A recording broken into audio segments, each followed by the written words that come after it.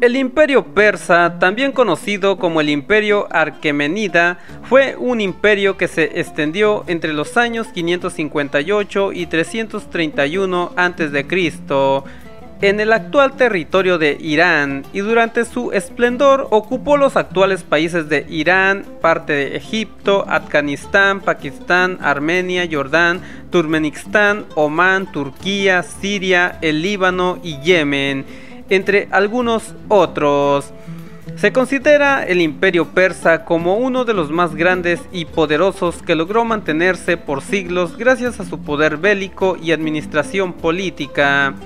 En este imperio, la figura de la religión tiene un papel preponderante, que se cree puede haber sido uno de los ejes centrales para la unificación del imperio y su continuidad. La caída de los persas se dio de la mano de Alejandro Magno, el emperador griego que conquistó a este imperio en el año 350 a.C. Cerca del año 1400 a.C., esta zona estaba habitada por diferentes grupos nómadas que con el tiempo se fueron asentando para formar dos grandes grupos. En el norte se asentaron los medos y en el sur los persas. Los medos estuvieron sometidos a Asiria y más tarde lograron su independencia y hasta conquistaron a los persas. Sin embargo, cerca del año 559 a.C. llegó el poder del imperio persa. Ciro II, también conocido como el Grande, que logró conquistar todas las tierras de los medos. Con su llegada puso fin al dominio de los medos y comienza la conformación del imperio más grande visto hasta ese momento. Tras el ascenso del poder de Ciro el Grande, los persas conquistaron los territorios de Asia Menor en el año 546 a.C. En el año 539 conquistaron la ciudad de Babilonia. Años más tarde, Ciro fue sucedido por Cambises. Bajo su poder se produjo la conquista de Egipto. En el año 522, este rey fue sucedido por Darío I y luego por su hijo Jerjes. Para este momento, el enfrentamiento entre los griegos y los persas había comenzado en el año 479 a.C.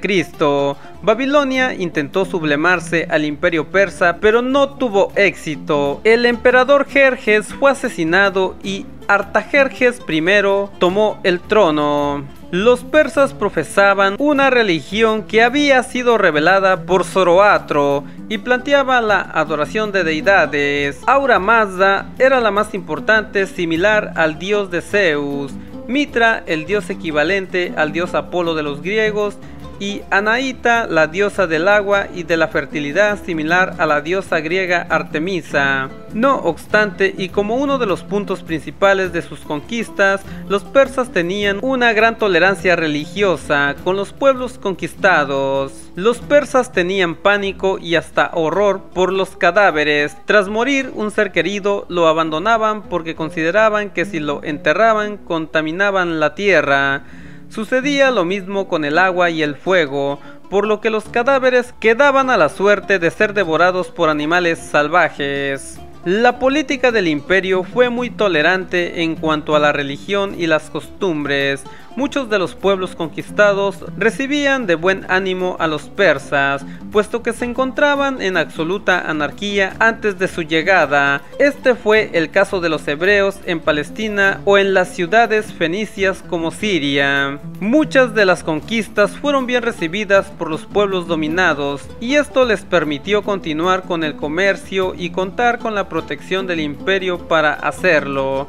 Los pueblos sometidos recibían los beneficios de las construcciones persas, que ampliaban o mejoraban los caminos para comercializar los productos a mayor distancia. Dada que las características de este imperio era respetar a las culturas dominadas o conquistadas, los persas incorporaron varias costumbres y estilos de las zonas conquistadas.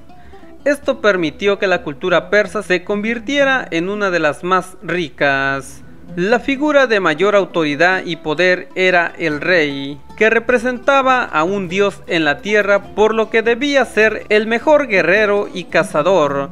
Este rey tenía un ejército personal llamado los Inmortales, que defendían la figura de autoridad monárquica del rey. Cada territorio tenía un gobernante al que llamaban sátrapa. El imperio persa proporcionaba una distribución de los ingresos, puesto que mediante los impuestos se recaudaban monedas que luego eran destinadas como alimento o vestimenta hacia las personas más necesitadas, o bien se guardaban en diferentes puntos del imperio como reserva económica. El ejército se caracterizó tanto por su puntería como por su destreza, aunque no contaba con una fuerte organización y táctica militar. Esto llevó al imperio persa a caer frente al imperio griego, perdiendo la mayoría de sus territorios en el año 334 a.C.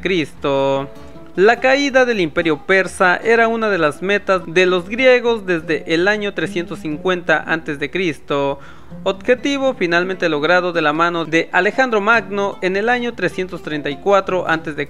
en Gránico. Tras la conquista, los persas presentaron resistencia y un año después los enfrentaron nuevamente en la batalla de los Isos, donde fueron derrotados. En el año 334 a.C., los griegos invadieron Mesopotamia y el rey persa Darío les ofreció la paz, pero lo rechazaron. Lo asesinaron y tomaron las ciudades de Babilonia, Susa, Persépolis y Ecbatana. Bueno amigos, no duden en suscribirse a este canal, también activen la campanita para que les llegue la notificación cuando subimos nuevo video. No olviden seguir nuestras redes sociales, nos vemos hasta el próximo video.